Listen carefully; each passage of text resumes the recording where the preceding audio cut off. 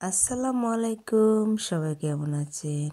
আশা করি যে যেখান থেকে আমার এই ভিডিওটা দেখছেন সবাই ভালো আছেন। আমিও আপনাদের দয়ায় আলহামদুলিল্লাহ ভালো আছি।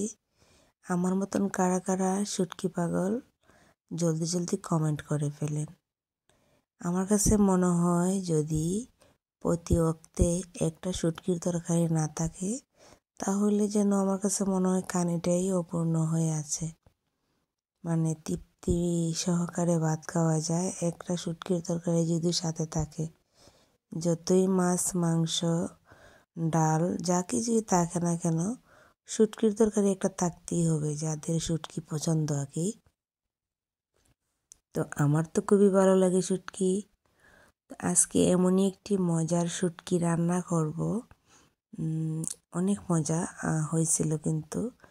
এইভাবে কারা কারা রান্না করে খান আমার মতো অবশ্যই কমেন্ট করে জানাবেন। তো বেশি বক বক না করে বেশি কথা না বলে আমি চলে যাব মূল রান্নায়। চলুন আমার সাথে, আপনারাও রান্নাটা দেখবেন।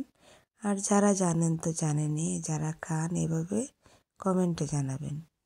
তো এখানে আমি নিচ্ছি কচুর মুখি, ওই যে মোড়া বলে, মানে যেটার মধ্যে মুখি ধরে ওইটা। তো মুখির মোড়া নিচ্ছি, আমরা বলি মুখির মোড়া। তো মুখির মোড়া নিছি। আর এখানে আমি শীতল জাল দিছি, কাটা দিব না, শুধু শীতল দেওয়া পানিটা দিব। এখানে নিচ্ছি আমি রসুন আর কাঁচামরিচ, মানে চেঁচে নিচ্ছি আর কি।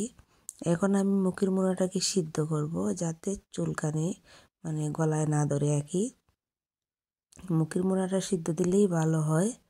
তো আমি শীতলের পানিটা ছেঁকে নিচ্ছি। এখন এর মধ্যে দিয়ে দিলাম রসুন আর কাঁচামরিচ, বেশ কিছুটা কাঁচামরিচ দিছি। এই শুটকির তরকারিটা কিন্তু জাল হইতে হয়, না হলে ভালো লাগে না। এখানে আমি পরিমাণ মতো হলুদ আর মরিচ দিয়ে দিলাম পরিমাণ মতো, মানে যে যতটুকু জাল খায়। আর শুটকির তরকারি জালই হইতে হয়। আর এই শুটকিটা রান্না করার পরে মানে এত একটা ঘ্রাণ বার হয়েছে ধনিয়া পাতা দেওয়ার পরে কি বলবো। আর অনেক মজা হয়েছিল কিন্তু। এখন আমি দিয়ে দিলাম লবণ, দিয়ে একেবারে নেড়ে চেড়ে বসিয়ে দিব। এখন দিয়ে দিব টাকি মাছ। শুটকির তরকারি রান্না করলে আমরা টাকি মাছ কিংবা চিংড়ি মাছ যে মাছই হয় না কেন দেই। দিয়ে আমি রান্নাটা করে ফেলছি। দেখেন কত লোভনীয় হয়েছে। মাশাল্লাহ, সবাই মাশাল্লাহ বলবেন। অনেক সুন্দর হয়েছে রান্নাটা। আর দুমার কারণে তো ভিডিও করা যায় না, দেখেন কি পর্যন্ত দুমা।